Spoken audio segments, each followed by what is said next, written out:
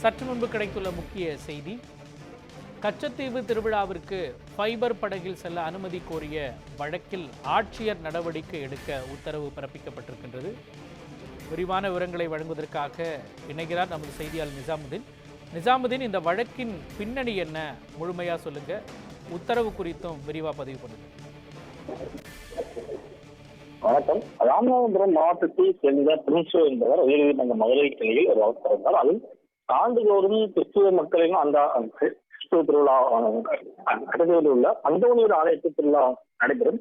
தற்போது மார்ச் மாதம் 14 மற்றும் 14ஆம் தேதிகளில் அந்த கச்சத்தீவு திருவிழா ஆலய திருவிழாவானது நடைபெற உள்ளது. கடந்த 2010ஆம் ஆண்டு இறுதி கச்சத்தீவு திருவிழாவுக்கு இயந்திரம் பொருந்திய நாட்டுப்படகில் மீனவர்கள் மற்றும் பொதுமக்கள் சென்று வருகின்றனர். இதனைத் தொடர்ந்து கடந்த 2013ஆம் ஆண்டு இயந்திரம் பொருந்திய நாட்டுப்படகில் கச்சத்தீவுக்கு சென்று ஒரு பாதுகாப்பில்லை என்று தடை செய்யப்பட்டது. அதற்கு பின்பு அந்த விசைப்படகுக்கு ஒரு நபருக்கு 1000 மேல் வசூலிக்கப்பட்டது. இதனை எதிர்த்து மதுரை உயர்நீதிமன்றத்தில் அந்த மோட்டார் பொருந்திய நாட்டுப்படகினை அனுமதி கோரி வழக்கு தொடரப்பட்டது.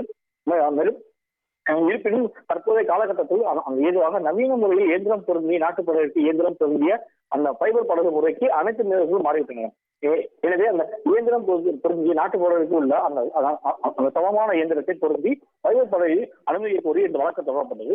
இந்த வழக்கானது நீதிபதிகள் நிஷாபானு மற்றும் ஸ்ரீமதி அமரும் விசாரணை கொண்ட போதும் ஒன்றிய அரசு தரப்பில் ஆஜரான வழக்கறிஞர் கச்சத்தீவு திருவிழாவுக்கு செல்லும் மீனவர்கள் பொதுமக்கள் இந்திய கடல் எல்லை வரை பாதுகாப்பு கொடுப்பது மட்டுமே தங்கள் கடமையாகும்.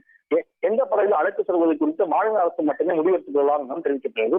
இதனைத் தொடர்ந்து தமிழக தரப்பில் ஆஜரான வழக்கறிஞர்கள் ஃபைபர் படகு மிகவும் உயரம் குறைவான இருப்பதால் ஃபைபர் படகில் செல்வது பாதுகாப்பில்லை எனவும் எனவே அரசு அந்த ஃபைபர் படகுகளை செல்ல அனுமதிக்கவில்லை எனவும் தகவல் தெரிவிக்கப்பட்டது.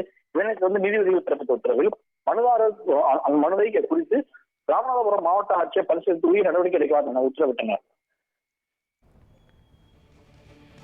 வழக்கு குறித்தும் உத்தரவு குறித்தும் முழுமையான விவரங்களை வழங்கியதற்காக நன்றி சையத் நிஜாமுதீன்.